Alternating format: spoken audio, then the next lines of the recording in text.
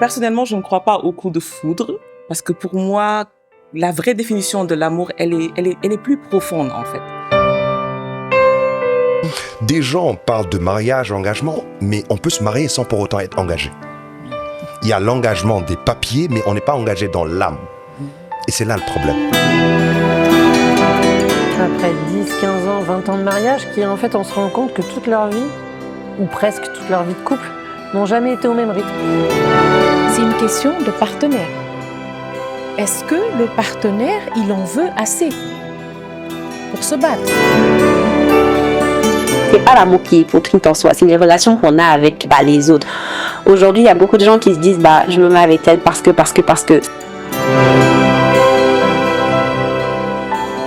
Les choses sur lesquelles j'aimerais mettre l'accent, c'est beaucoup plus est-ce que cette personne pourrait être un projet de vie.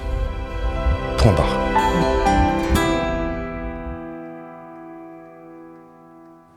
Bonjour à tous, bienvenue sur l'émission spéciale de Real Talk, la première émission qui va parler d'amour. Effectivement, on est le 14 février et pour ça, on est avec un plateau bien garni, bien chargé pour parler de ce qu'est l'amour et surtout répondre à une question, celle de savoir est-ce qu'en 2026, il est toujours possible d'aimer. Cette émission a été tournée au sein de Ocean Wave, un des projets de Diwen Immobilier. Merci beaucoup à notre partenaire stratégique, celui qui nous a permis de tourner cette émission spéciale Saint-Valentin, à savoir qu'ils mettent à disposition plusieurs types de biens à la location et également à l'achat. Donc si vous êtes intéressé, n'hésitez pas à regarder les informations en barre d'infos. Merci encore, Diwen Immobilier Ocean Wave. Et pour ce faire, je suis accompagnée de Mounir. Mounir, tu peux te présenter rapidement, s'il te plaît? Alors déjà, je salue toutes les personnes dans ce plateau. Je me présente, mon nom est Mounir, plus connu dans les réseaux sociaux sous le nom de Mr. Mo Mindset, conférencier, préparateur mental. Je suis aussi écrivain, donc j'ai aussi mon entreprise de consultance, Relcom Consulting, où j'accompagne pas mal de gens dans le domaine du mental, de la psychologie. Et il va nous accompagner notamment sur ce débat. Également, Seguilona, si tu peux te présenter en quelques mots. Bonjour à tous, donc moi c'est Segui, créatrice de contenu sur les réseaux sociaux et make-up artiste et je suis ravie d'être parmi vous aujourd'hui et j'ai hâte. Plaisir partagé. Je suis également accompagnée de deux spécialistes, donc Madame Samb qui est psychologue clinicienne. Est-ce que vous pouvez vous présenter? Oui, bonjour à tous et à toutes. Donc je suis Madame Samb, psychologue clinicienne en cabinet privé et puis aussi j'interviens dans une école privée en tant que psychologue scolaire. Et donc en cabinet, je reçois des couples aussi et des familles. Voilà, je fais de la thérapie de couple depuis 2012. Donc on aura fortement besoin de votre expertise. Et également Madame Mané qui est spécialiste des relations et interactions sociales et humaines. Est-ce que vous pouvez vous présenter? Merci, je suis ravie d'être sur ce plateau. Alors, je dirige le cabinet Smart Coaching qui accompagne les entreprises sur toutes les questions qui sont relatives à la stratégie, au développement personnel. J'accompagne également les personnes sur les questions d'exploration personnelle pour mieux se connaître et également les interactions humaines. Et c'est un peu dans ce cadre que je suis là aujourd'hui. Voilà. Merci beaucoup. Et enfin, notre invité du jour, Bintou, qui va venir témoigner sur sa perception de l'amour. Une petite présentation. Donc bonjour tout le monde. Déjà, c'est un plaisir d'être parmi vous, de participer à l'émission. Je suis Bintou Kaur, je suis spécialiste en marketing et actrice à temps partiel. Voilà. Donc on va revenir sur ton histoire, vu que tu as une histoire intense et aussi riche en émotions. Avant d'entrer dans le vif du sujet, moi j'ai une petite question à vous poser. Aimer aujourd'hui, est-ce encore possible? Très rapidement, on commence avec Segui. Alors, aimer aujourd'hui, oui, c'est encore possible selon moi. Après, il y a des concessions, il faut savoir faire des concessions, ça apprend sur soi. Mounir? Je dirais que c'est toujours possible, mais il faudrait qu'on travaille sur les bases. Et puis voilà, qu'il faut qu'il y ait un suivi. Bintou? Je pense que aimer, c'est encore possible à condition que la communication remonte à son niveau. Parce que je pense qu'on a un peu délaissé la communication et c'est très important. Docteur Mané? Oui, aimer, c'est toujours possible. Il faut dire qu'aimer, c'est un sentiment, donc c'est quelque chose d'incontrôlable. Après, maintenant, la question, c'est la relation. Qu'est-ce qu'on fait de ce sentiment? Et enfin, Madame Samb. Oui, mais je rejoins tout le monde. En effet, c'est possible et heureusement. Et comme l'a dit Madame Manet, c'est vrai, le travail, c'est surtout la relation. C'est ça qui va forger et faire tenir le couple, comme les bases dont a parlé Mounir. Donc j'aimerais qu'on revienne en parlant d'analyse sur des choses plus concrètes comme les chiffres, la réalité aujourd'hui de ce que c'est que l'amour. Et pour ça, je vais demander à Mounir de revenir avec quelques chiffres, quelques statistiques aujourd'hui. Quand on parle d'amour, qu'est-ce que ça dit? Alors, à travers certaines statistiques, le plus souvent, on voit que depuis les années 90, le taux des mariages ont diminué de moins 40%. Tu parles au Sénégal? En général. De manière générale. En général. Et qu'est-ce qu'on remarque aussi, c'est qu'un couple sur deux finissent par le divorce. Waouh, C'est grave. c'est très grave. Mais ce qui est intéressant, c'est que 60% des couples se rencontrent à travers les réseaux sociaux. Ce sont des statistiques. Ça en dit long. Toute tranche d'âge confondue. Je dirais beaucoup plus la tranche moins de la quarantaine. Moins de la quarantaine, mais ça commence à trouver les personnes qui ont beaucoup plus de 40 parce que maintenant tout le monde touche aux réseaux sociaux. Mais le plus souvent, ça s'applique aux plus jeunes. Donc c'est quelque chose qui est quand même intéressant. Et ce qu'on voit aussi, c'est que à travers les recherches sur Google, on voit que les gens recherchent toujours relations toxiques, guérison, problèmes de couple, etc. Waouh. Il y a un énorme souci. Mais c'est incroyable hein, ce que tu viens de dire parce que ça reflète un peu la position dans laquelle le monde est en général face à l'amour. Je ne sais pas ce que vous en pensez, mesdames les spécialistes, mais malheureusement ces chiffres-là, ça fait peur quand même, n'est-ce pas? Madame Samb? Oui. J'étais surtout interloquée par ce que tu as dit par rapport au réseau, que 60% des rencontres se font via les réseaux. Ça veut dire qu'aussi, les gens n'arrivent pas à se rencontrer en vrai.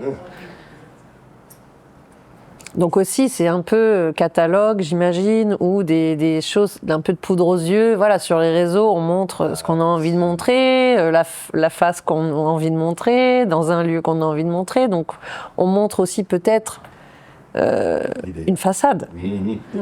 Et donc, du coup, si on tombe amoureux de cette façade, après, on peut être blessé. Absolument.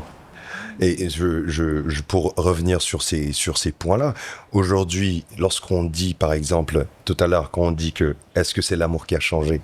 D'une part, parce que autant quand on voit que moins de 40%, ça a diminué de moins de 40% depuis les années 90, nous, quand on était beaucoup plus jeunes, quand on aimait, c'était fort. Ouais.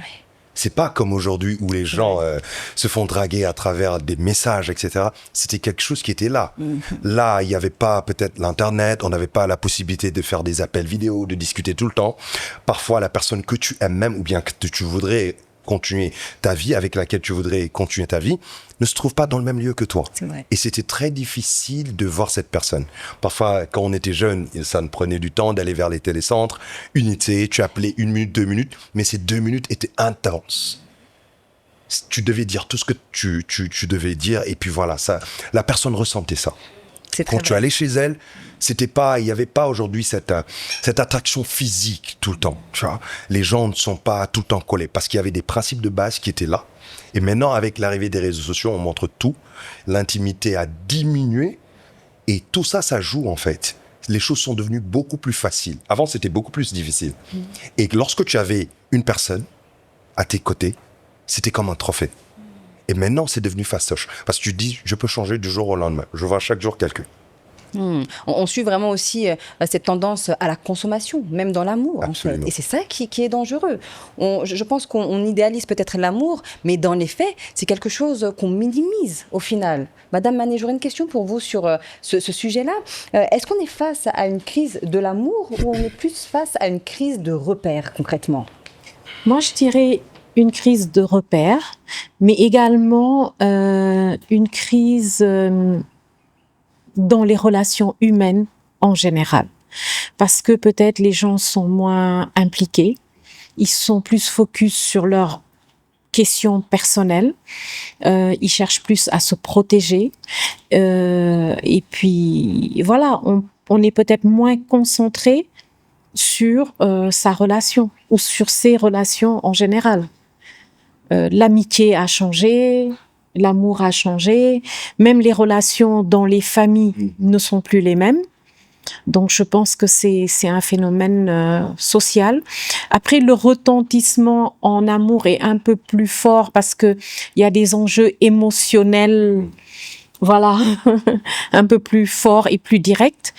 Mais c'est une crise De repères. de repères, oui, de repères. Tu confirmes, Mounir? Moi, je dirais beaucoup plus que par rapport à ce qu'elle dit, hein, le fait d'idéaliser, il y a une hypocrisie en amour. Parce qu'on a tendance à vouloir que l'autre nous aime de la façon dont nous nous aimons nous-mêmes. Et on veut que cette personne soit comme ça. Alors que nous...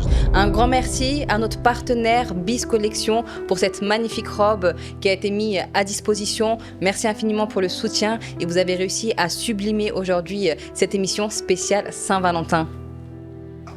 Alors que nous avons des horizons différents, nous venons d'horizons différentes, nous avons aujourd'hui des mentalités différentes. Et je l'ai dit, une fois dit, like, si c'était simplement la personne qui nous ressemblait, il n'y aurait pas de divorce dans ce monde. Ouais. On apprend à connaître une personne non pas à travers les ressemblances, mais à travers les différences. Et les gens voudraient qu'automatiquement l'autre soit comme nous. Et c'est là le problème. Ça coupe d'abord l'enjeu. Ça, c'est très vrai. Ouais. Ça, c'est très vrai. On attend à ce que la personne puisse nous comprendre, être comme nous, faire comme on le veut, alors qu'on oublie que cette personne-là, elle a un vécu, elle a une éducation, elle a une culture, elle a une perception aussi de l'amour, de la vie. Et ça, on ne le prend pas forcément en considération. Ségui, est-ce que tu veux rebondir sur ce que Mounir a dit, peut-être? Oui, bien sûr, parce que par rapport aux différences, moi aujourd'hui, je pense que aimer quelqu'un, c'est aimer ses défauts avant d'aimer ses qualités. Ça veut dire que aujourd'hui, tu aimes la personne, la personne, elle a tel défaut, ça te plaît pas forcément, mais tu l'aimes comme ça. Et tu l'aimes avec ça. Et c'est pas essayer de changer son partenaire ou essayer de l'amener à ce qu'il ressemble à ce que nous, on a envie qu'il soit. Non, c'est juste s'adapter et si... J'adore le terme. Accepter. S'adapter beaucoup plus. Voilà. J'adore. Pour moi, c'est vraiment ça. Et je pense qu'aujourd'hui, beaucoup de gens, beaucoup de relations ne marchent pas, tout simplement parce que les gens n'aiment pas les défauts de leur partenaire. Et c'est pas à cause des défauts de leur partenaire. Donc finalement, est-ce qu'ils aiment vraiment leur partenaire? C'est ça la question. C'est ça la question. Madame Sam, est-ce que vous voulez rebondir sur ce qui vient d'être dit? Oui, tout à fait. Je rejoins ce que vous dites par rapport à avoir un partenaire qui soit comme on a envie qu'il soit.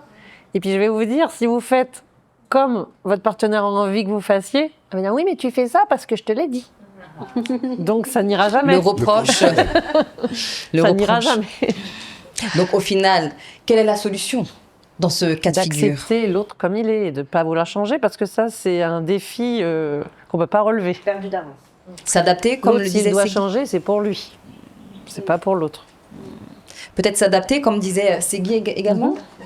Bintou? Moi, je dirais pour changer, en parlant de changer, c'est-à-dire ne pas vouloir changer l'autre, je vais juste apporter une petite modification parce que je me dis, c'est plutôt change ce que tu peux changer et accepte ce que tu ne peux pas changer.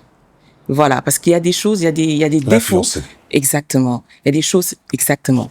Il y a des choses, en fait, qu'on peut changer, des choses qui ne sont peut-être pas bien justement pour l'autre, qu'on aimerait pouvoir changer pour son bien-être avant le nôtre. Et dans ces conditions-là, oui, changer, ça peut être possible.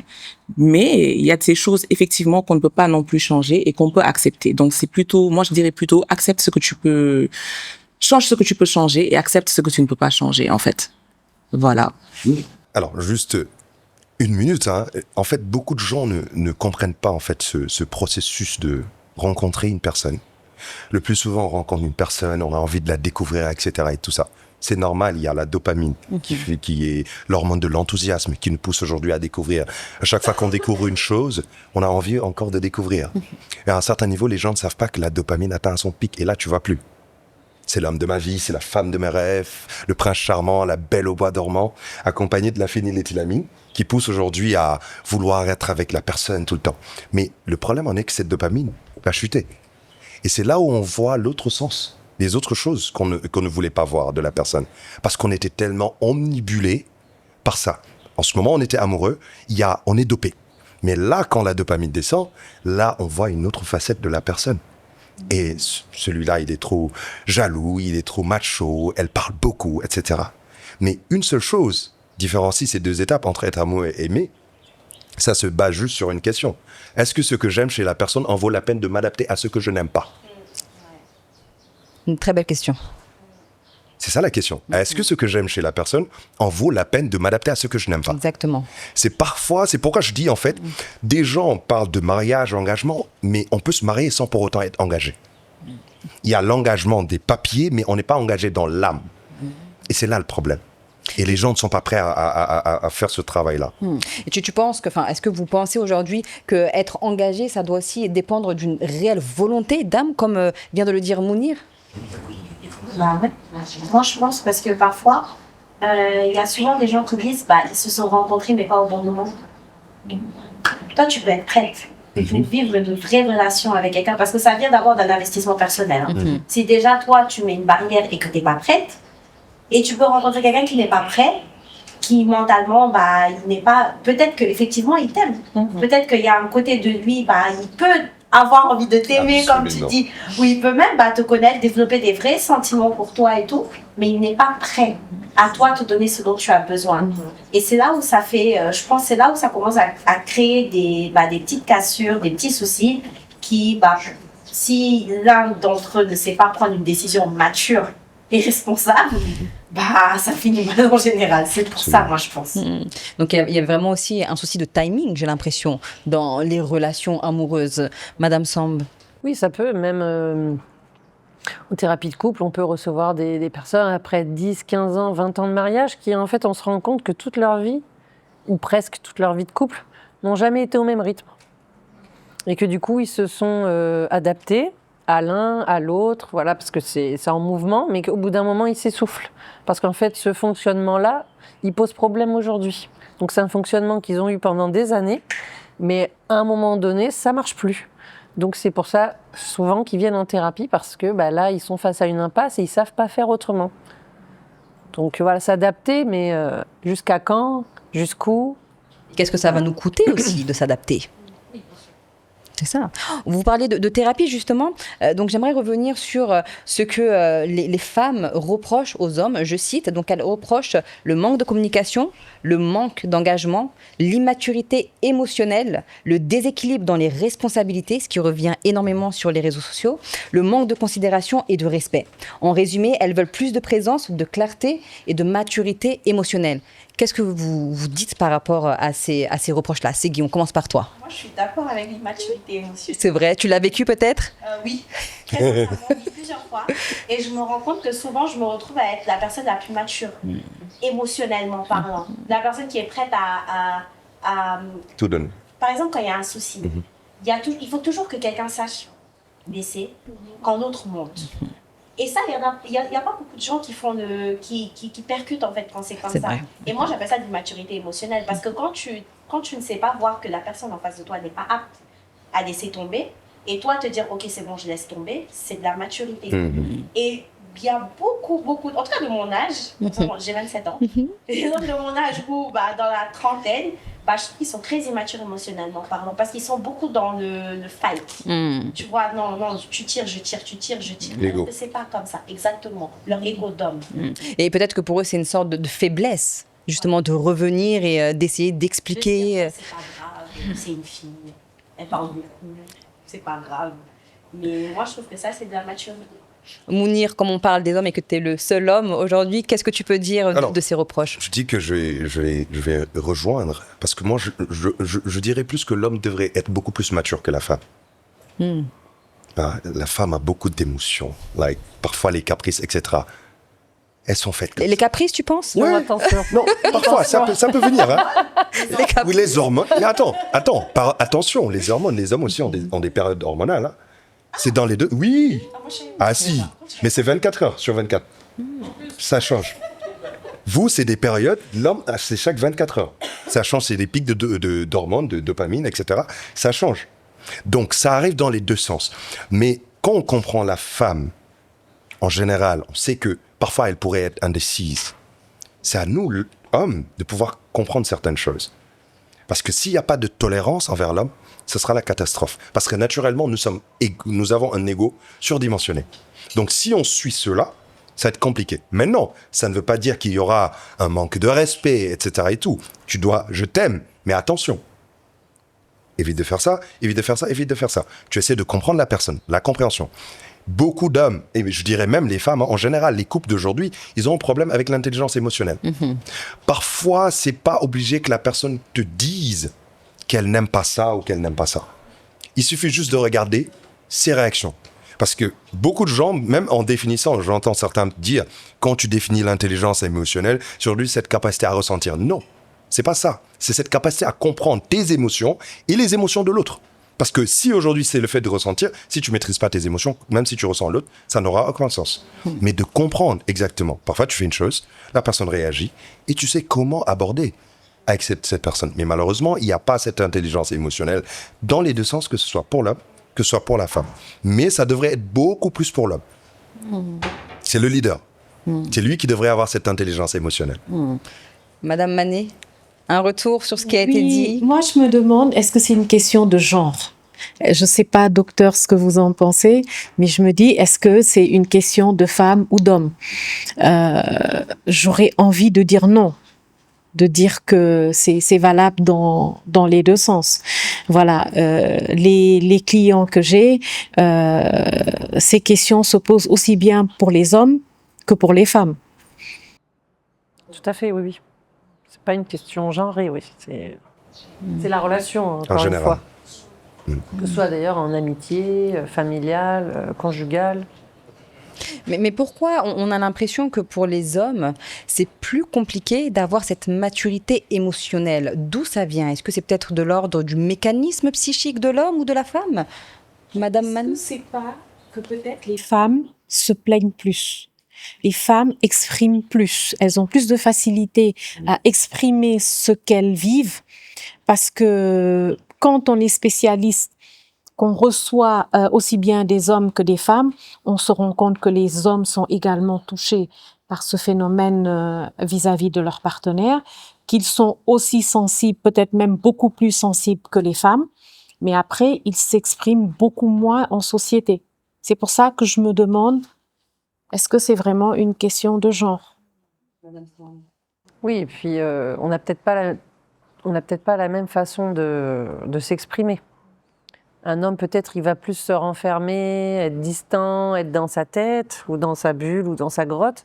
Et la femme, elle, à côté, elle va parler, elle va s'exprimer. Mais si, viens, on parle, tu vas jamais parler. Ça fait 15 fois que je t'en parle. J'ai pas de réponse. Mais aussi, peut-être que ce sont des fonctionnements différents. Peut-être que la femme, elle, c'est plus ce langage oral. Le mari, plus non-verbal. Et voilà, faut que ça mûrisse, faut que ça fasse son chemin. Aussi, peut-être que la femme...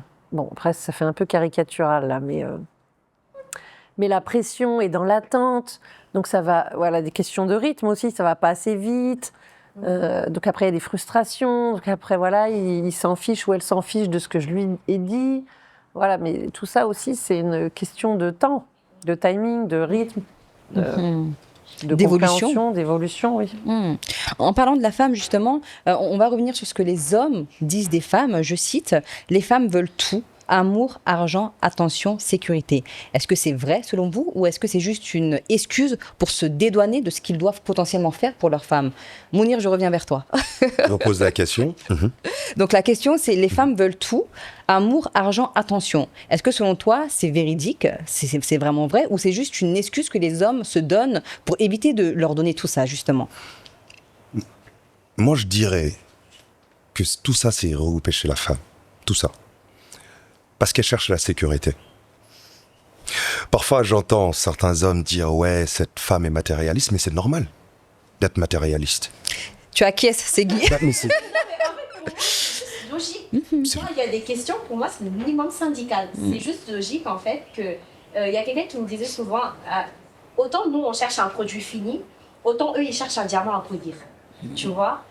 Et nous, on a besoin d'avoir, parce que c'est, en tout cas, moi, personnellement, je sais que j'ai besoin d'avoir de voir quelqu'un avoir sa position de leader.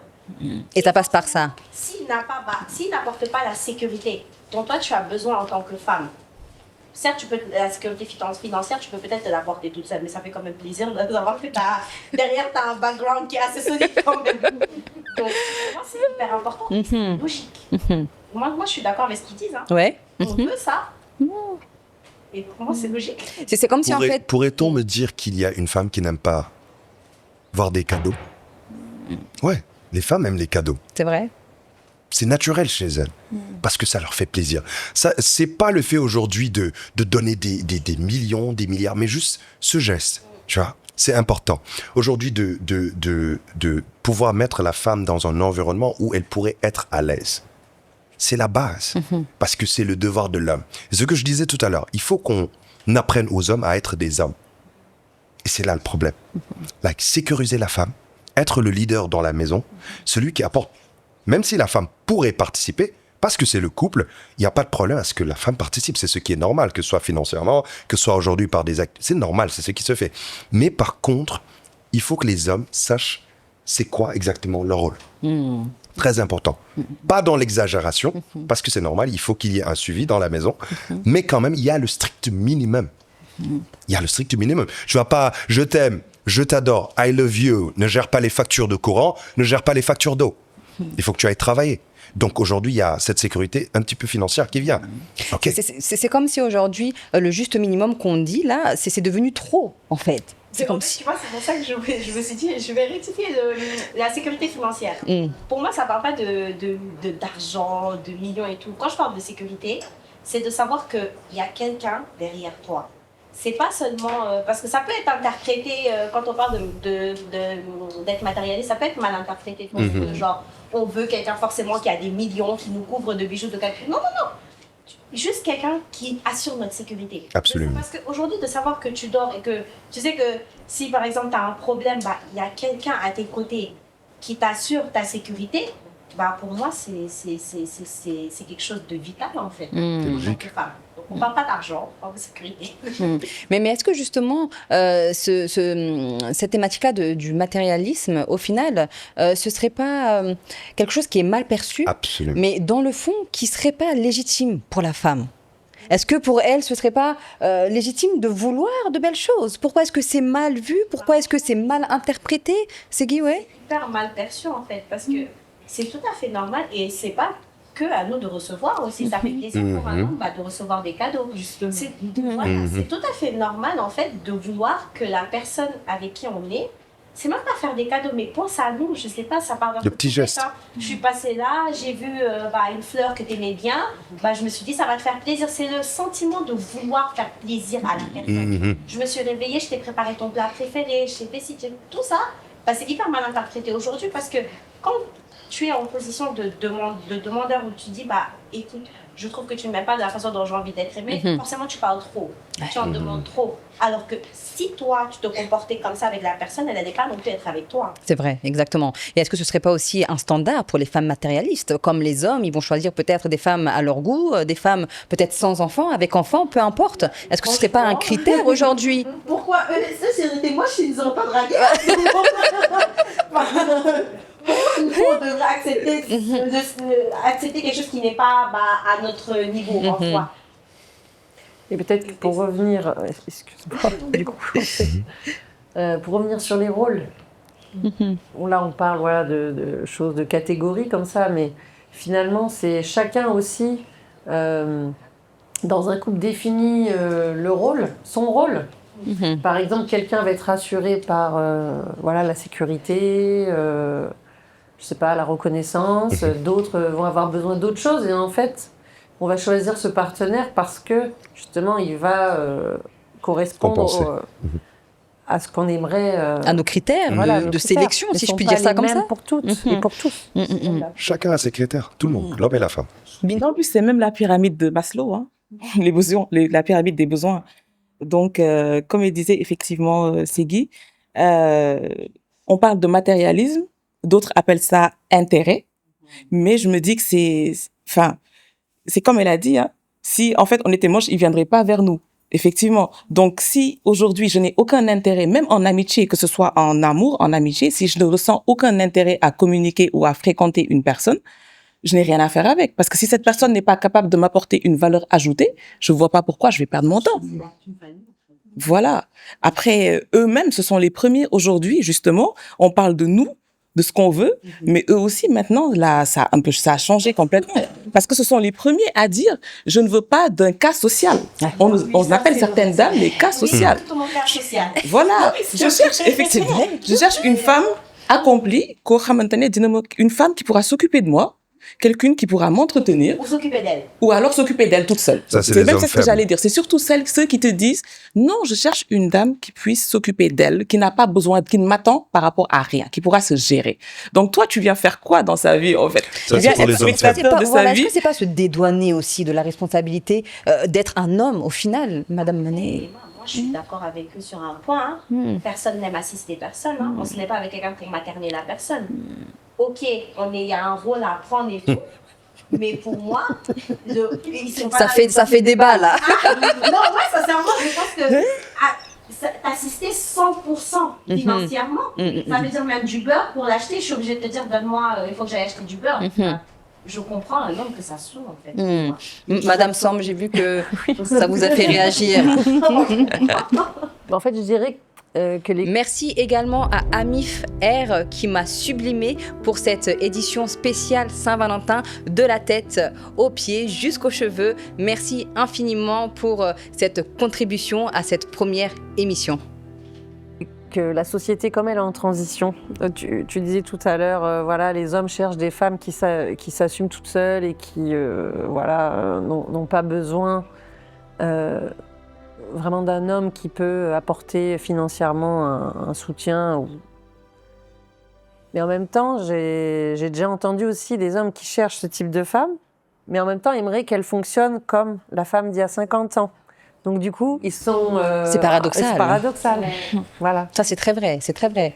Madame Manet, oui, vous voulez répondre? Oui, moi, j'ai été interpellée par l'intervention de Mounir parce que je me dis, ça m'a fait penser aux couples anciens. Les couples de nos grands-parents, en général, la femme ne travaillait pas. Il y avait une certaine économie si je peux dire, dans la famille.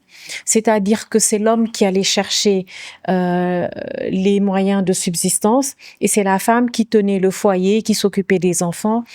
Et pourtant, ces couples fonctionnaient beaucoup mieux que nos couples actuels.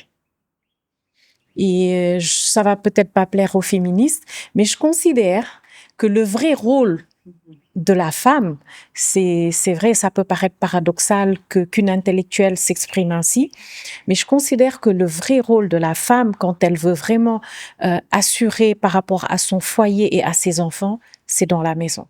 Aujourd'hui, quand on regarde au Sénégal, tous les présidents qu'on a eus, la plupart, ils avaient des mamans au foyer, qui ont eu le temps de leur donner de l'attention, d'être à côté, de les suivre. Ce qu'aujourd'hui, les femmes actives ne peuvent pas.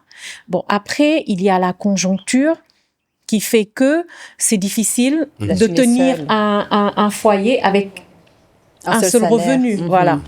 Donc, mais ça, c'est une très belle analyse, hein, et je pense qu'elle devrait être poussée, parce que c'est vrai que quand on prend le cas des familles où les deux parents travaillent et qui n'ont pas forcément les moyens d'avoir peut-être des nounous, des femmes de ménage, toutes les personnes ou les aides pour faciliter en tout cas la femme et l'homme, eh ben, on voit que ça crée quand même un déséquilibre. La femme ne peut pas assurer partout. D'où la redéfinition des rôles. Oui. Absolument. Il n'est pas toujours évident, parce que le rôle de l'homme, si on pense comme voilà, celui qui soutient, qui fait ci, qui fait pas ça, et là, enfin voilà, parfois dans les couples même, qu'on peut recevoir aussi en thérapie, si je peux en reparler, c'est en fait les gens se mettent ensemble et se disent, bah, de toute façon dans la société c'est comme ça que ça marche. Monsieur il fait ça, madame fait ça. Sauf qu'en fait parfois on se rend compte que c'est pas vraiment ça qu'ils aimeraient vivre, et même ils n'en discutent pas. Ils se mettent pas... Enfin oui, ça vient même pas sur la table. Ils n'en parlent pas. Donc, ils se disent, bah, moi, je suis un homme sénégalais, voilà, je dois faire comme ça. Moi, je suis une femme sénégalaise, voilà, je fais comme ça. Et puis, en fait, ça correspond peut-être pas à l'un ni à l'autre. Et du coup, ça crée des déséquilibres et des incompréhensions et des frustrations et des manques de communication parce qu'ils n'auront pas discuté de ces rôles. ce qui marche dans un couple A va pas forcément marcher dans un couple B qui soit sénégalais ou pas. Voilà. Et c'est vrai, pour rebondir rapidement, il y a Michelle Obama qui disait une phrase à chaque fois quand elle parle des couples, que le mariage, c'est pas tout le temps 50-50. Ça peut être 80-20, ça peut être 10-90. Ça change en fait. Et si on reste buté sur un fonctionnement qui doit être comme celui-ci, par exemple, 50-50, 70-40 ou quoi que ce soit, et ben on se rend compte que ça frustre plus qu'autre chose. Est-ce qu'il faudrait pas là de l'adaptabilité par rapport à ce qu'on vit? Parce que la femme accouche, la femme est enceinte, l'homme aussi a la pression au travail pour subvenir aux besoins de sa famille. Donc il y a tout ça, je pense, à prendre en considération. Mounir, tu voulais rebondir? Oui, en fait, c'est ce que je dis. Like, les gens ont des problèmes avec la manière dont on s'investit. Et ont leur propre perception. C'est ce que je disais tout à l'heure. Quand on voit l'autre s'investir, on essaie de faire une comparaison avec la manière dont on s'investit. Tu vois? Et c'est ça le danger. Parce que peut-être ce que tu considères comme petit chez l'autre pourrait être très grand chez lui. Mais tout se base, tout se règle avant même, je dirais, le mariage. C'est ça en fait. C'est-à-dire, il y a des choses que les gens voudraient régler à l'intérieur du mariage, alors que ça devait se faire avant. Et c'est là le problème.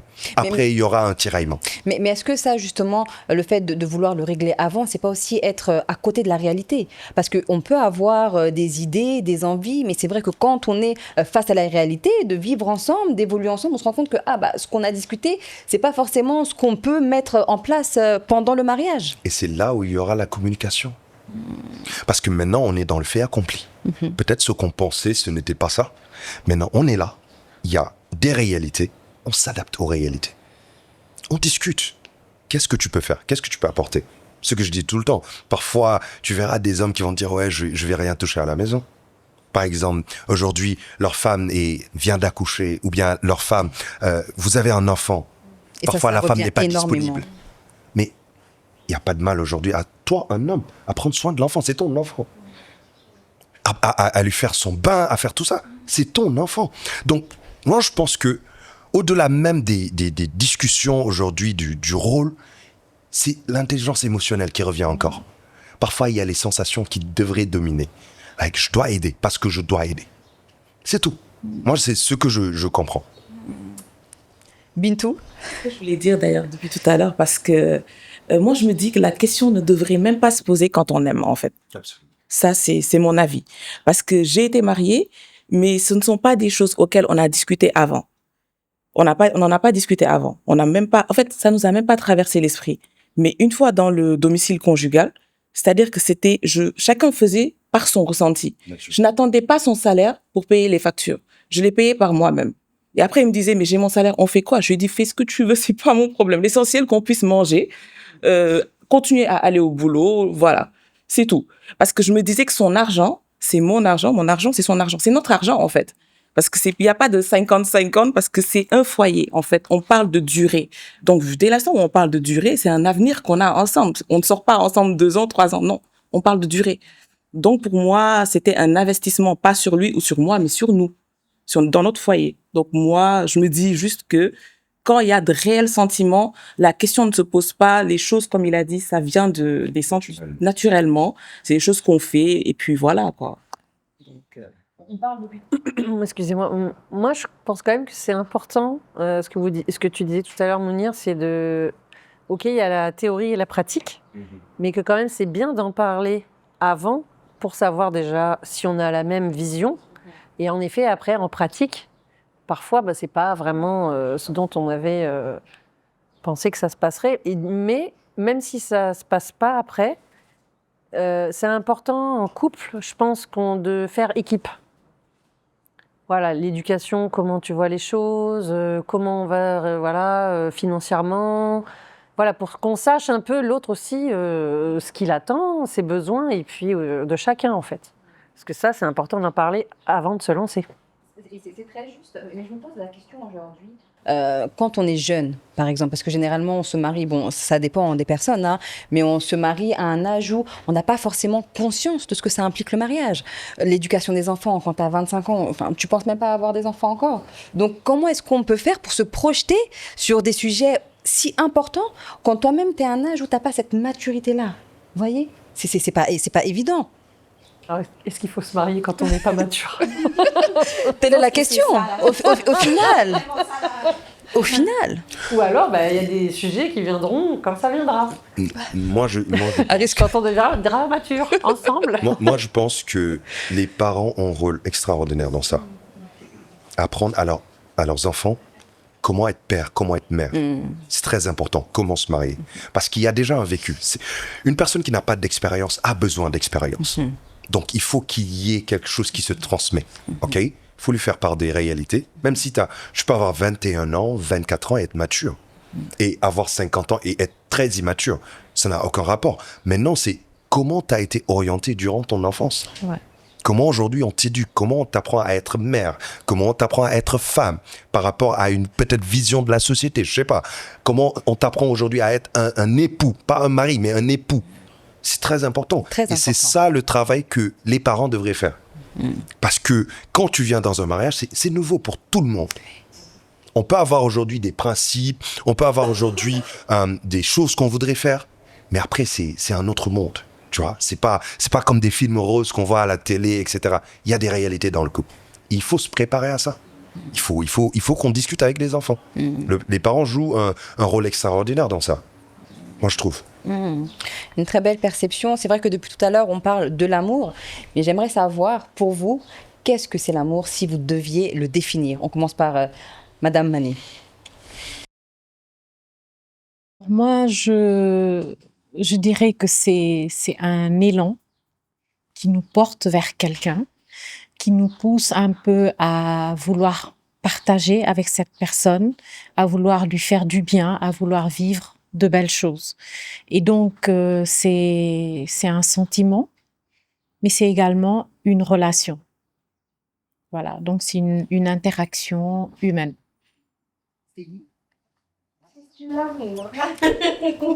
Avec un grand point d'interrogation. Oula, alors, je pense que c'est un sentiment. C'est quelque chose de très fort. Et franchement, je sais pas. Je ne saurais pas le définir comme ça. Parce que honnêtement, quand je me pose la question dans ma tête, ça va dans tous les sens. Parce que je sais, en fait, moi, honnêtement, pour être très honnête avec vous tous, je ne sais pas si j'ai une perception positive de l'amour. Ah oui. Très sincèrement, je ne sais pas. Moi, je pense, mais je pense, avant, j'avais pas cette perception-là. Aujourd'hui, quand on me demande, je dis, pour moi, ça passe. Donc, je me dis, est-ce que vraiment... moi-même, je suis perdue par rapport à ça, donc je vous écoute, je prends. Mais c'est aussi une réponse, en fait, de se dire qu'on ne sait pas qu'est-ce que c'est que l'amour, au final. On peut penser avoir aimé un jour, avec l'évolution, avec ce qu'on vit aussi, ça change, en fait. Donc, aujourd'hui, qu'est-ce que c'est l'amour concrètement, Bintou? Est-ce que tu peux répondre? En fait, je ne sais pas ce que c'est que l'amour, mais je sais quand je le ressens, en tout cas. Donc, c'est plus du ressenti pour vous deux, j'ai l'impression. Donc, du coup, c'est vrai, comme elle a dit, hein, c'est difficile de définir l'amour, je ne saurais pas moi-même le faire, mais en tout cas, je vais dire comme ils disent en Wolof, do you feel it, quoi. Voilà, donc du coup, c'est plein de choses, ce sont des ressentis, c'est complexe. C'est puissant, c'est quelque chose qui nous pousse vers une autre personne. Après, la définition, elle est différente en fonction des personnes, hein, parce que il y a beaucoup de gens qui confondent l'attachement émotionnel, l'amour, la dépendance affective. Donc, en fonction, c'est un peu difficile. Mais pour moi, je dirais que l'amour, en tout cas, c'est quelque chose qu'on ressent pas forcément... Pour moi, l'amour, c'est dans le temps. Personnellement, je ne crois pas au coup de foudre. Parce que pour moi, la vraie définition de l'amour, elle est plus profonde, en fait. Parce que aimer, ce n'est pas juste se dire « je t'aime ». Il y a des actes qu'on pose et... il y a des situations peut-être qu'on traverse aussi. Voilà, il y a des situations qu'on traverse surtout et dans le temps, c'est par rapport à ça en fait. Parce que pour moi, il faut avoir vécu un certain nombre de choses, s'être ramassé, s'être relevé, avoir vécu plein de situations dans sa vie pour pouvoir déclarer avec assurance « je t'aime » en fait. Il faut savoir que la personne... Dans le temps, quand je dis dans le temps, c'est tu vois que ça fait un moment quand même que tu pratiques la personne et que malgré tout, c'est toujours là. Là, tu te dis oui, j'aime cette personne quand même. Et quand tu penses que, quand la personne elle traverse des choses, ça te touche autant que ça t'aurait touché comme si c'était toi. C'est tout ça en fait. Ça fait partie de l'amour. Pour toi, Mounir, ce serait quoi la définition de l'amour? Je vais dire, l'amour, c'est un ensemble. Mais tout cet ensemble est basé sur l'attraction. Une personne ou une chose qui ne t'attire pas, tu vas pas vers elle. Impossible. Impossible. C'est-à-dire, parfois, j'entends certaines personnes dire « Ouais, je suis une personne qui est attirée par ton physique. » C'est quoi? C'est les termes qu'ils utilisent. Mais même l'aspect physique, ça fait partie de l'amour. Une personne qui t'attire pas physiquement, qu'est-ce que tu vas faire d'elle? En fait, c'est un ensemble. Aujourd'hui, il y a des gens qui sont sapiosexuels. Merci à notre partenaire Mon Tiroir Secret qui nous ont fait des cadeaux que j'ai pu distribuer à nos invités. Mon Tiroir Secret, c'est un magasin de lingerie. Donc si jamais vous êtes intéressés, n'hésitez pas à aller les rencontrer au niveau de Yoff Virage pour voir leur collection de lingerie. Aujourd'hui, il y a des gens qui sont sapiosexuels. Il y en a d'autres aujourd'hui qui sont attirés par tel trait. C'est pas juste un seul trait. C'est un ensemble de traits qui t'attire. Maintenant, ça dépendra de ce qui t'attire envers la personne. Si aujourd'hui, ça te met à l'aise, ça pourrait créer un amour. Tu aimes. That's it. Et pour terminer, Madame Samb, qu'est-ce que c'est que l'amour? Voilà, du coup, je suis en train de me dire, est-ce que je réponds comme psychologue ou comme Émilie? Je sais pas, du coup, c'est un peu mélangé. Comme Émilie, oui. Non, je dirais que c'est l'amour, c'est beau, du coup, quand c'est réciproque, que c'est intense et que c'est quelque chose qu'on vit à deux. Et vraiment, la notion d'équipe, je trouve que c'est très important. Et de confiance et de respect. Voilà, c'est pour moi, je pense que c'est les choses qui font aussi la base. Déjà, c'est la première base avant de construire au-dessus. De très belles définitions aujourd'hui que vous avez données. On va poursuivre cette interview et cette émission avec une invitée, Bintou, qui est ici présente. Elle est là pour nous parler de son vécu, de son histoire et de son témoignage. Bintou, tu es divorcée, tu es maman de 2 enfants. Est-ce qu'on peut revenir un peu sur le contexte culturel ici au Sénégal? C'est vrai qu'il y a la pression de la famille, il y a la pression sociétale. Est-ce qu'au final, on est vraiment libre d'aimer ici? Une longue respiration qui veut tout dire. Soupir. Soupir, merci. L'histoire de toute une vie. En fait, quand on est divorcé, c'est très... voilà, comme vous avez dit, je suis divorcée depuis 7 ans bientôt. Ah oui, ça fait un moment. Hein. Je pense qu'il est temps que je trouve chaussures à bon pied. Hein. Il y a appel à témoins pour le coup. Donc du coup... voilà, c'est très difficile dans cette société parce que quand on est divorcé, on est déjà marginalisé, c'est-à-dire qu'on est des enfants ou pas, parce qu'on se dit que voilà, elle a déjà été mariée, donc on est stigmatisé, c'est dommage, je ne sais pas d'où ça vient, mais on aura toujours tendance à être rejeté dans les familles. Des fois, le courant passe très très bien. En fait, par expérience personnelle, ça va très très bien avec les personnes que j'ai eu à rencontrer après mon divorce. Mais le souci, là où le bas blessé, c'était peut-être au niveau de la famille. Donc il y a une pression sociale derrière. Le jeune homme, il veut s'investir, mais il ne prend pas en compte. C'est-à-dire, pendant ces moments, il pense qu'à son amour, qu'à votre love et tout. Mais c'est souvent moi qui rappelle derrière. Parce que voilà, je veux construire, je veux bâtir, j'ai envie de me caser, donc je ne vais pas perdre mon temps. Et quand on parle d'avenir, la personne, c'est à ce moment-là qu'elle percute qu'il y a réellement un obstacle, en fait. La famille derrière. Parce que la famille ne voudra jamais accepter un mariage avec une femme divorcée ou une femme qui a déjà divorcé de surcroît avec des enfants. C'est très difficile. Il y a beaucoup de craintes, il y a beaucoup d'appréhension. C'est très difficile. Ouais. Comment est-ce qu'on le vit, ça, en tant que femme qui avance aussi dans l'âge? Est-ce que c'est pas une pression de se dire que peut-être je pourrais potentiellement plus me remarier? Oui, en effet, j'ai 38 ans et je me pose cette question. Pas parce qu'il n'y a pas de prétendant, mais parce que je me dis, est-ce que réellement je réussirai un jour à être acceptée dans une famille? Voilà. Parce que j'ai 38 ans, les années passent, et jusqu'à présent, c'est pas, comme je vous disais, ce n'est pas le fait qu'il n'y ait pas eu des personnes qui étaient là, qui voulaient vraiment s'investir, mais il y a toujours derrière l'obstacle de la famille. Voilà. après, ça revient en boucle et on se dit finalement, est-ce qu'il vaudrait pas mieux même que je reste célibataire, en fait, que je me concentre sur ma carrière parce que je continuerai à être rejetée toute ma vie.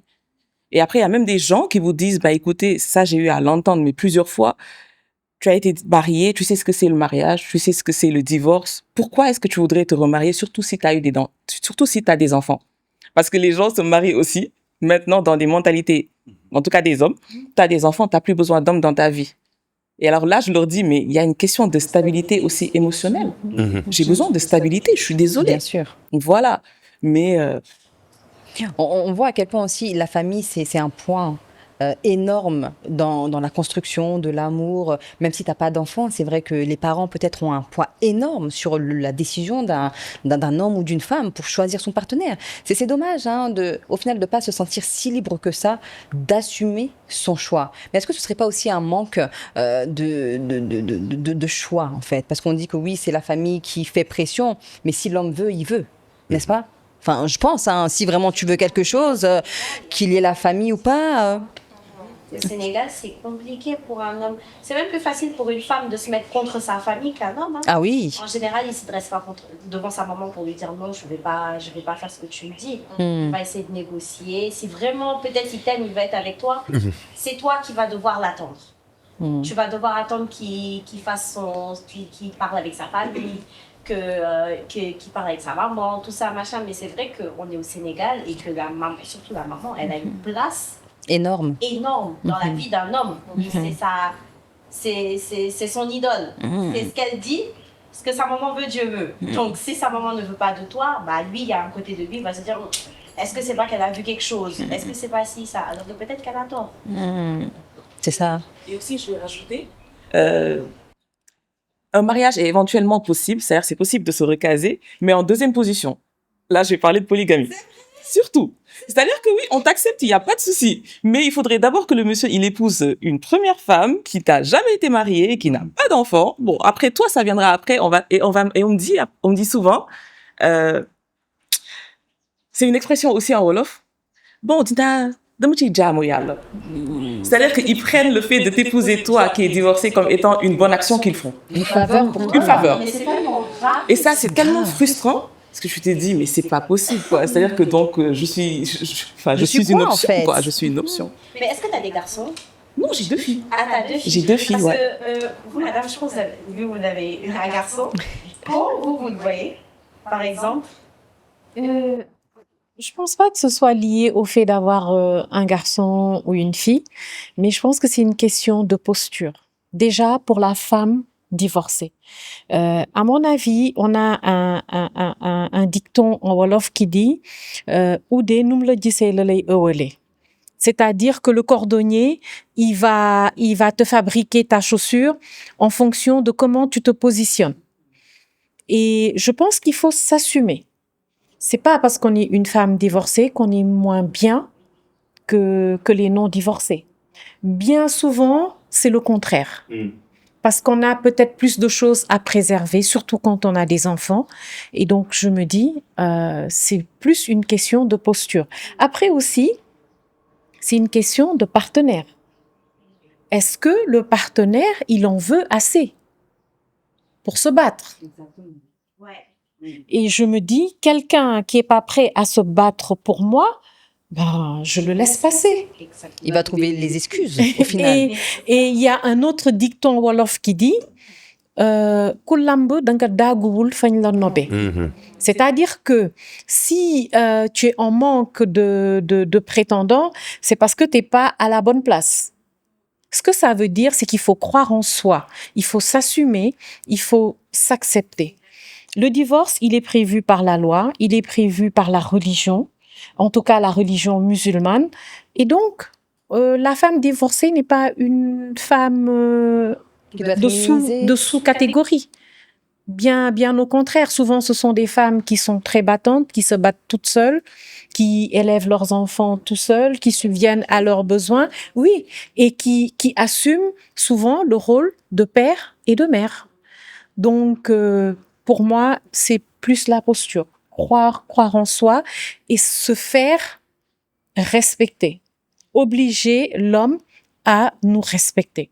Voilà. Après, maintenant, on le trouve ou on le trouve pas. Mais pourquoi est-ce que les hommes ont plus de difficultés? Parce que si je prends les femmes, généralement, même si un homme a des enfants, ça pose pas autant de problèmes que les hommes. Pourquoi est-ce qu'ils ont cette distance-là? Pourquoi est-ce que c'est moins facile pour une femme qui est divorcée, qui a des enfants, de se remarier? Madame Sam, est-ce que vous avez une réponse peut-être à ça? Peut-être une hypothèse. Est-ce que les femmes sont plus à accepter que l'homme, voilà, comme on l'a dit, avec sa famille, le fait de se positionner face à sa mère, je sais pas. C'est ce qui me venait. C'est Guy? L'ego. Je pense qu'une femme, pas forcément, on a plus l'instinct, le sentiment d'accepter, enfin, peut-être pas sur le papier, mais en tout cas, quand on le voit dans la vie de tous les jours, une femme, elle va plus avoir tendance à accepter les enfants des autres, comme on dit, ouf, niop. Alors qu'un homme, il est très selfish. Donc, ce sera peut-être lui, ses enfants et tout. Pourquoi c'est pas lui le premier à t'avoir fait des enfants, en fait? Mounir? Ok. Alors, déjà, il faudrait qu'on règle un petit problème. Parce qu'il faudrait que toutes les mamans se posent la question. Je donne un exemple. Tu es dans une maison, tu as une fille, ta propre fille, pourrait être divorcée. Ok?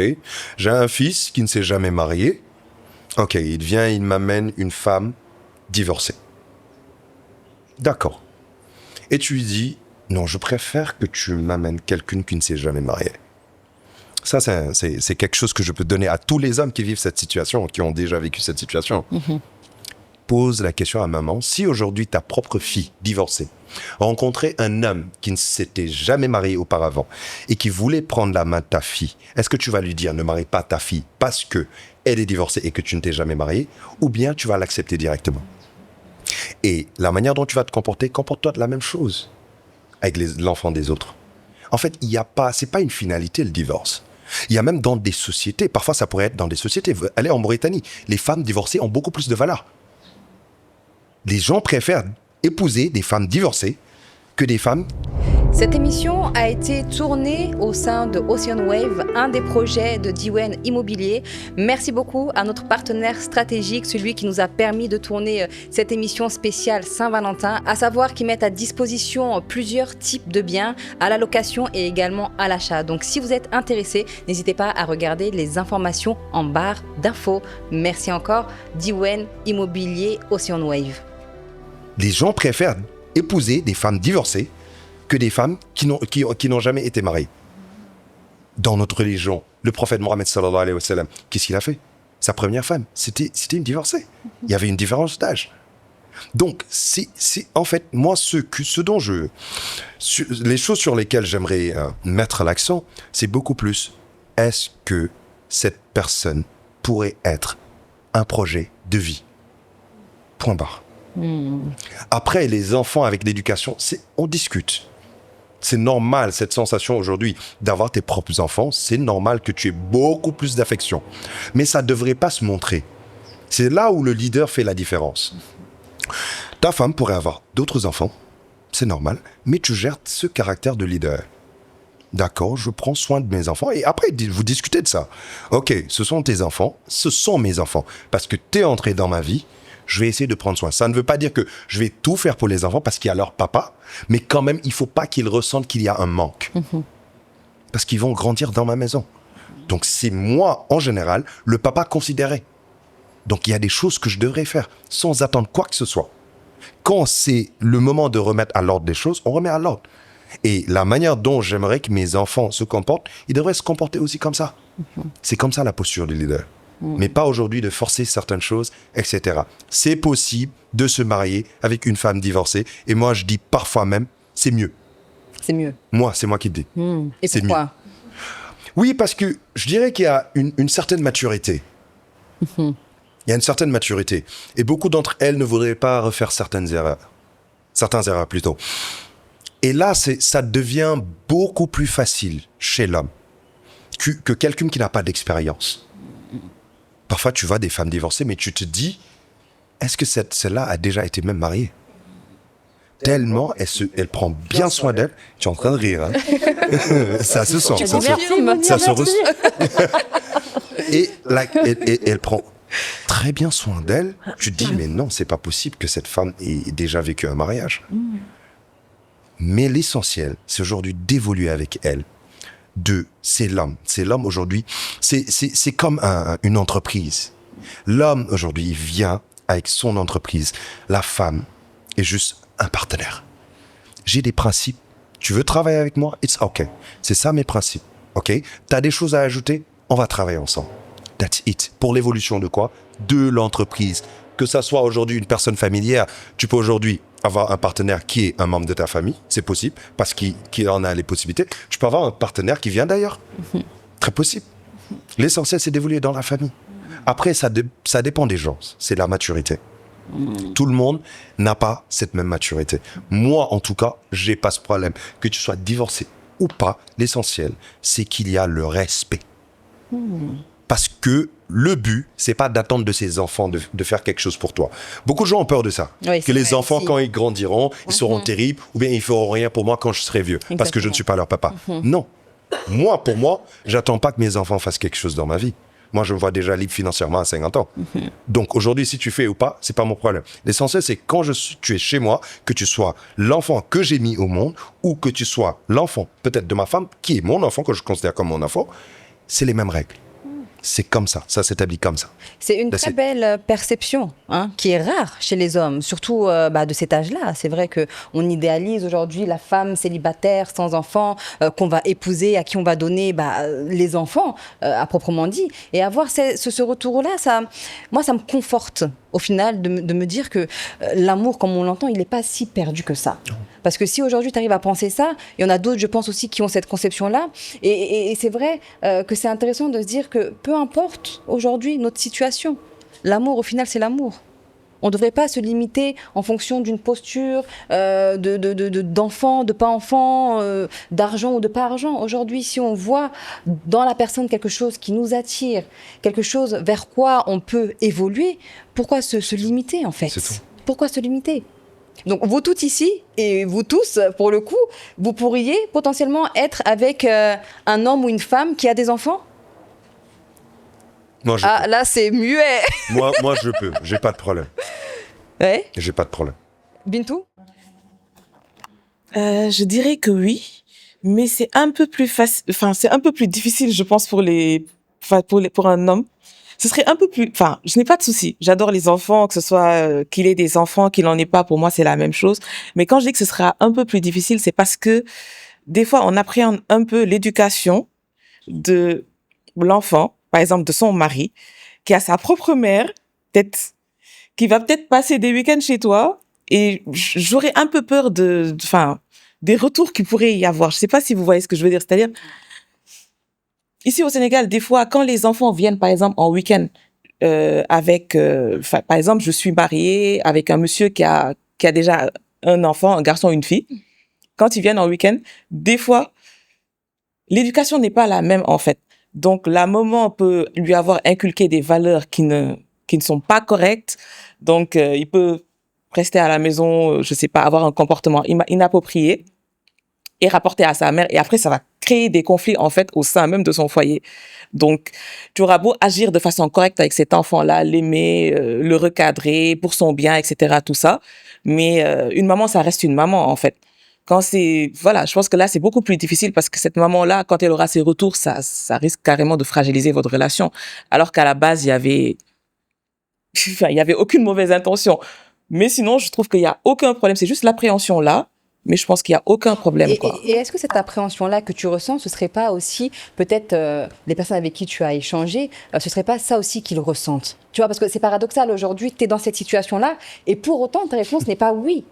Tu vois, c'est comme si en fait tu avais envie de quelque chose, mais que cette chose aussi tu la craignais en fait. Et est-ce que finalement c'est pas ça qui te pousse à toujours être avec des hommes qui te posent des limites, parce que toi-même au final tu sais que inconsciemment c'est une limite? Je vais donner une anecdote. Je suis sortie avec un homme marié. Bon, chose que je n'aime pas. Je fuis les hommes mariés en général. Mais je suis sortie quand même avec un homme marié qui avait une fille. Il avait une fille Et sa fille, je la voyais de temps en temps, il l'amenait chez moi. Il y avait aucun problème. On sortait avec mes filles, sa fille, il y avait aucun problème. Un jour, la petite, elle a eu comme, je sais pas, des boutons comme de l'urticaire, quelque chose comme ça. Et enfin, j'ai cru, parce que vu que je suis maman, j'ai des enfants, je me suis dit que ça, c'était des boutons, comment on appelle ça, de la bourbouille. Voilà, je me suis dit, je vais acheter juste rien d'exceptionnel, hein, de la poudre Salvatis, parce que c'est pour la bourbouille. J'ai acheté une poudre Salvatis, j'en ai mis sur l'enfant, elle se sentait mieux, elle est rentrée, et après, j'ai eu des échos, comme quoi la maman s'est plainte, parce qu'elle a dit, pourquoi est-ce que j'ai mis de la poudre sur son enfant, alors que c'était pour bien faire, c'était pour soulager son enfant. Mais elle l'a très, très mal pris. Mais c'était pas sur le champ, c'est-à-dire c'est après la rupture, on s'est rencontrés par hasard, on a échangé. Et elle m'a dit ce jour-là, franchement, j'aurais pu te tuer, quoi. Parce que la petite, je me suis dit que j'autorisais personne, en fait, à lui mettre quoi que ce soit sur le corps. Tu ne sais pas si elle est allergique, tu ne sais pas ce qu'elle a, etc. Tu lui mets de la poudre. Donc ça, moi, ça m'a refroidi. Et je lui ai dit, écoute, moi, c'est juste mon instinct maternel. Je me suis dit que c'est ton enfant, c'est mon enfant, ça pourrait être mon enfant. Donc, il y avait aucune mauvaise intention, mais après, je me suis dit, c'est fini. C'est-à-dire que la petite, si elle-même, elle a une diarrhée, je la lave pas, c'est pas mon problème. Désolée. Mais en fait, c'est comme vous avez dit, moi, par exemple, c'est depuis cette expérience-là que j'ai développé cette crainte-là. Mais sinon, en temps normal, je n'y aurais jamais pensé. Mais ça, c'est vraiment du vécu. C'est peut-être rien du tout, mais c'était très significatif. Parce que je me suis dit, je ne suis même pas encore mariée avec ce monsieur. Donc, si sa fille venait, ça allait poser d'énormes problèmes. Parce qu'il y aurait chaque fois quelque chose qu'on allait peut-être me reprocher ou, voilà. Un très beau témoignage et aussi très transparent. Mounir, tu voulais rebondir sur quelque chose? Je veux juste dire que c'est l'homme qui dirige le couple. Que ce soit pour la famille, sa propre famille, avec ses enfants, pour la famille de ses parents. C'est lui l'intermédiaire. Donc c'est à lui de protéger, dans n'importe quelle situation. Aujourd'hui, il aurait pu te protéger. Dans cette situation-là, connaissant le caractère de sa femme, si peut-être elle sait que t'as fait ça, ça pourrait créer un problème. Je préfère prendre les responsabilités et dire que c'est moi. Pour préserver. Pour préserver. Mais encore une fois, ça c'est de la maturité aussi qu'il faut avoir. Absolument. Et c'est là où on voit aussi que la communication est très importante, en fait. Si justement la femme peut-être t'aurait rencontré auparavant, qu'elle t'aurait dit voilà, moi c'est ça que j'accepte, voilà comment est-ce que mes enfants ils sont, etc. Il n'y aurait pas eu cet incident au final. Donc on voit que la communication dans un couple, peu importe, c'est très très important. Ségui, qu'est-ce que tu en penses? Ouais, c'est vrai, je suis mitigée. T'es mitigée? Je sais pas vraiment ce que je dois penser de ça tout, c'est parce que je me dis, bon, comme moi j'ai pas encore d'enfant, peut-être je me dis, mais par exemple, moi c'est vrai que ça me dérange un peu en fait. Ouais, d'avoir un homme qui a des enfants? Oui, sincèrement. Mais c'est plus par jalousie qu'autre chose. Hein. C'est très honnête. C'est pas parce que je me dis j'ai peur de quoi que ce soit. Et c'est vrai que je me dis à chaque fois, bah moi je connais mes réactions, mais je n'ai pas les réactions de notre personne et tout. Enfin, ça fait peur. Après que ce soit un frein, non, peut-être pas, je pourrais l'accepter, mais ça fait peur. Ça fait peur. Surtout que, effectivement, moi j'ai déjà vu des situations comme ce qu'elle vient d'expliquer. Dans ma famille, ça s'est passé avec mes cousines et tout, qui ont eu ce genre de problème-là. Et c'est pas, sur le coup, c'est pas drôle. Hein. Parce que t'as peur, parce que c'est l'enfant d'autrui. C'est ça, et c'est une réaction aussi maternelle, en fait, pour la maman de ces enfants-là. Ouais, ça se comprend. Moi-même, je me dis, est-ce que moi, demain, j'aurais voulu que, par exemple, la copine de mon mari ou la nouvelle femme de mon ex-mari touche mon enfant? Peut-être que j'aurais pété les plombs. C'est ça aussi. Donc, je comprends. Excusez-moi, je vais même rajouter quelque chose. Il y a eu un autre incident, c'était Noël. J'ai acheté des cadeaux. J'ai acheté des cadeaux pour sa fille en même temps que mes enfants. Hein. J'ai acheté des peluches, une licorne, une belle licorne d'ailleurs, des rollers. J'ai offert à sa fille, mais c'était un scandale et je le savais pas. Tout ça, je l'ai su après parce qu'apparemment, quand il y a eu problème par rapport à la provenance du nounours, enfin de l'ours sans peluche, on a dit que c'était quelqu'un qui avait remis ça dans la rue à son enfant parce qu'elle était mignonne. Et après, il y a eu, la dame, elle a pensé qu'on avait mis quelque chose à l'intérieur. Quand elle a su que c'était moi, elle s'est dit, bon, elle a pensé au côté mystique. Elle s'est dit, est-ce qu'il n'y avait pas quelque chose qui avait été mis? Ouais, tout ça, ça fait peur en fait. C'est vrai, Tu as c'est même, vrai. vous C'est avez même l'homme. peur de Tout c'est l'homme. faire des gestes en fait. Ouais. C'est lui qui devait te dire exactement que ma femme n'aime pas voir ça. Au moins, ça t'aurait préservé de faire certaines choses. Non, mais Ou bien déjà, si, après cette action, lui, il prend ses responsabilités, te dire, OK, je vais donner, mais s'il te plaît, évite ça. C'est la Moi- communication. Moi, peut-être la question que je me pose, c'est est-ce qu'il aurait dû amener sa fille chez toi? Aussi. C'est la question que je délicat, me la pose. situation, c'est ça que je voulais dire aussi, c'est Il y a qu'elle des n'est pas limites. claire. Voilà, il y a des limites, à mon avis, peut-être qu'il faut observer, il faut se mettre à la place de son épouse. C'est pas C'est drôle. délicat. Voilà. En fait, moi j'ai ce problème-là ici en fait. J'ai l'impression que les gens ont des problèmes avec poser des limites. Pour eux, genre forcément si tu poses des limites, t'es trop problématique. Mais il y a des limites. Il y a des limites à ne pas franchir, il y a des choses à ne pas faire. Il y a des gens qu'on ne mélange pas, il y a des choses qu'on ne mélange pas. Ok, je sais pas moi, tu as envie de...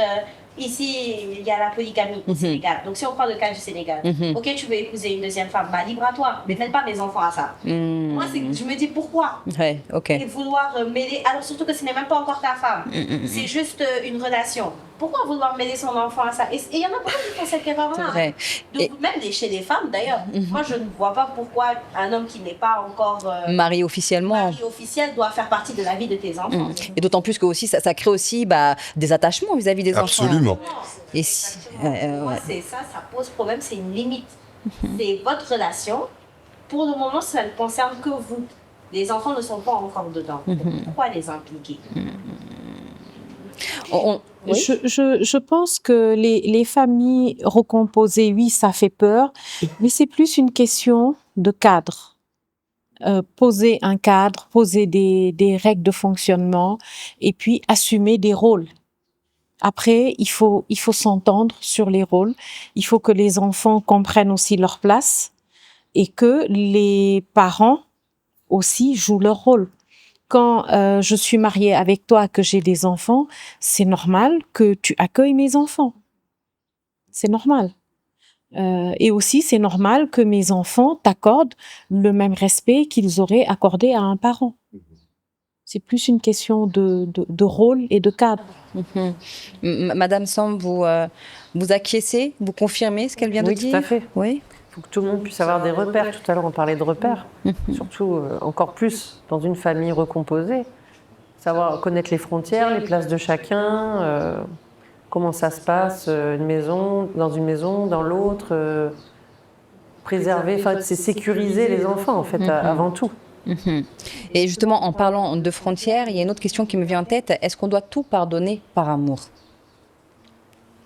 Une question qui fait débat. C'est Guy? Déjà, moi, pour moi, c'est pas est-ce qu'on doit tout pardonner. C'est est-ce qu'on doit se permettre de faire tout et n'importe quoi parce que la personne nous aime. Non. Tu vois, parce que je sais qu'aujourd'hui, je suis mariée avec telle personne. On sait reconnaître quelqu'un qui nous aime de quelqu'un qui nous aime pas, hein, mine de rien. C'est pas parce qu'aujourd'hui, je suis avec une personne, je sais pertinemment que cette personne m'aime, que je dois me permettre tout genre de choses, en fait. Et pour répondre à ta question, non, pour moi, on ne peut pas tout pardonner. On ne pardonne pas la trahison. Et trahison, ça ne veut pas seulement dire tromperie, machin, nanana. Pour moi, ça ne se pardonne pas. Parce qu'on ne l'oublie jamais. Une trahison, on n'oublie pas. Et quelque chose qu'on n'oublie pas, on ne peut pas le pardonner. On peut passer dessus. On peut rester avec la personne. Mais pardonner, c'est fort. Hein. C'est effacer, en fait. Oublier même. Ça n'existe plus. Sauf qu'une trahison, ça amène une cassure.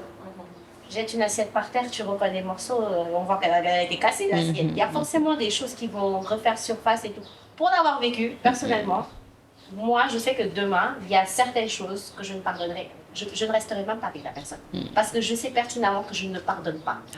Je sais que même sur 5 ans, je ne pardonne pas.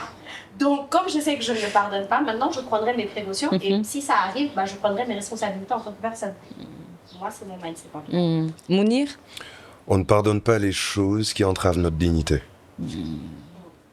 C'est tout. Moi, c'est ce que je pense. On peut pardonner, mais il y a certaines choses, c'est inacceptable. Je trouve. Je ne l'accepterai pour personne. Quitte à ce que je t'aime, mais voilà, il y a des limites. Bintou? Oui, effectivement, je pense que on ne peut pas pardonner tout et n'importe quoi. Donc on ne peut pas tout accepter et à un moment donné, même si on aime, à en mourir, il faut savoir se choisir soi-même. Il y a des moments où il faut savoir lâcher prise et partir quand il faut, en fait. Peu importe le degré d'amour qu'on a eu, mais faut savoir le faire pour soi-même. Parce que sinon, ça risque d'être pire, en fait. Voilà. Madame Manet, un grand merci à notre partenaire Biz Collection pour cette magnifique robe qui a été mise à disposition. Merci infiniment pour le soutien et vous avez réussi à sublimer aujourd'hui cette émission spéciale Saint-Valentin. Oui, moi je pense que le pardon a quand même des vertus parce il apaise, il peut être réparateur. Après, comme presque tout le monde l'a dit, il y a des limites. On peut même pardonner, mais c'est pas pour autant qu'on va considérer que la relation mérite d'être maintenue. On peut pardonner pour soi-même, pour se faire du bien. On peut pardonner parce que l'autre a exprimé, il a reconnu sa faute. Mais après, il y a l'évaluation. Pour se dire, est-ce que cette faute, elle touche mon intégrité? Est-ce qu'elle touche des choses essentielles chez moi? Parce qu'il y a des choses quand même, quand certains comportements, ils peuvent même mettre en danger notre santé mentale. C'est vrai, c'est vrai. Une relation toxique, quelqu'un que tu sais qu'il va refaire, il va faire et refaire, tu sais quel impact ça a sur toi, tu sais que ta santé mentale est en danger, peut-être tu peux pardonner, tu peux tourner la page, mais tu peux te dire, te poser en tout cas la question, évaluer, est-ce que ça mérite que je continue cette relation? Pour terminer, Madame Samb. Je pense que Madame Manet a tout dit. Hein. Je partage. C'est ça. On ne peut pas tout accepter, tout pardonner. On a des limites et c'est important de le savoir. Oui, oui, c'est ça, exactement. C'est important de savoir ses limites, comme Ségui a eu l'expérience au travers de ce qu'elle a pu vivre, de savoir que ça, c'est quelque chose que je veux pas, je ne veux plus, en fait, je ne peux pas accepter. Mais il faut le vivre, en fait, c'est ça, il faut l'expérimenter. Oui, moi, je pense qu'il faut l'avoir vécu. Il faut avoir vécu des situations comme ça pour avoir cette maturité, cette intelligence émotionnelle de se dire que non, au bout d'un moment, il faut savoir prendre ses responsabilités et se choisir. Parce que quand on l'a jamais vécu, qu'on est dans une relation qui est nouvelle et tout, que sur le coup, tu te dis, tu sais que tu aimes la personne, donc tu veux que ça marche. Mais c'est quand tu vois qu'au fur et à mesure, ce que tu as eu qui t'a rongé, et limite, ça impacte votre relation et l'amour que tu as pour la personne, parce que tu commences à voir la personne sous un autre œil. Au fil des années, tu te dis, mais il m'a quand même fait ça. Genre, ça reste. Et comment il a pu me faire ça? Et toi, en tant que femme, surtout nous, on réfléchit beaucoup. Moi, je suis une femme, par exemple, qui réfléchit énormément. Je me fais beaucoup de films déjà moi-même. Mais tu te dis, ça continue à te ronger. Et tu dis rien, tu laisses couler. Un beau jour, t'exploses. Tu peux plus te voir la personne en peinture. Mais c'est ta faute. Il fallait partir parce que tu sais que tu peux pas l'assumer. Ça, c'est très vrai. Mounir? Indirectement, avec tout ce qu'on s'est dit, c'est juste pour montrer que l'amour, aussi beau que ça pourrait paraître, a ses limites. À ses limites. C'est vrai. Like, les gens, ils disent, ouais, l'amour, quand on aime, on avance. Non, on n'avance pas. Quand il y a des limites, il y a des limites. On passe à autre chose, on se choisit. C'est tout. Et c'est s'aimer soi-même. C'est une autre forme d'amour, c'est tout. Merci. Une très belle conclusion. On arrive à la fin de cette belle émission. Juste pour une petite synthèse, je vais vous dire un début de phrase. Il faudra compléter le reste. Je commence avec Ségui. On accepte d'être vulnérable. Non, excusez-moi, désolée. Je commence le début de la question, d'accord? Et tu dois terminer, ok? Donc, c'est aimer, c'est encore possible à condition que... Aimer, c'est encore possible à condition de se respecter. Mounir, aimer, c'est encore possible à condition de... De se respecter, de mettre en valeur les bases. Bintou? À condition de faire tomber les masques très tôt et de sortir de ce mot qu'on utilise actuellement tout le temps dans cette génération-là, le game. En fait, tout le monde est dans un game. Chacun doit... Non, mais tout le monde joue un jeu. Et tant que ça ne sera pas brisé, tant que ça ne s'arrêtera pas, il n'y aura pas de franchise, il n'y aura pas de transparence, ça n'ira nulle part. Donc pour moi, c'est la transparence. Il faut que les masques tombent. Et pour nos deux spécialistes, un petit conseil, pour aimer mieux, il faut, Madame Manet? Je dirais être deux à le vouloir, être deux à s'investir, à avoir les postures constructives qui permettent justement de faire durer et d'être surtout en équilibre et en harmonie. Parce que c'est bien de faire durer le couple, mais c'est encore mieux de le faire en harmonie et c'est possible. C'est plus une question de volonté et de posture. Et pour conclure, Madame Samb, les femmes doivent comprendre que... Et ça tombe sur vous. Les femmes doivent comprendre que les hommes sont un peu comme elles. Oh. Magnifique. Bravo. Une très belle conclusion. Merci infiniment pour cette belle émission. Merci pour votre participation. On a pu le voir aujourd'hui, l'amour n'est pas mort. Il faut juste comprendre davantage peut-être l'autre, comprendre également les mécanismes et avant ça, peut-être s'aimer avant de vouloir aimer quelqu'un d'autre. Je tiens à remercier nos partenaires, donc Diwen Immobilier pour la mise à disposition de ce beau local pour nous avoir permis de faire cette émission. Également mes co-hosts Mounir et Segui qui ont participé activement à cette émission. Notre invité Bintou qui est revenu avec sincérité sur son témoignage et également nos spécialistes Madame Manet et Madame Samb pour leur expertise. Merci infiniment à nos autres partenaires, à savoir Bis Collection pour cette magnifique robe qui nous a été offerte. Également à Amif Air pour cette jolie mise en beauté, sans oublier mon tiroir secret qui nous a laissé quelques cadeaux que je vais vous distribuer.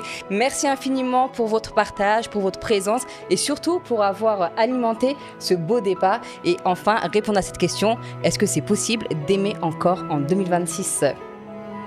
Merci à vous d'avoir regardé cette émission jusqu'à la fin et je vous donne rendez-vous pour une nouvelle émission de The Real Talk. Merci.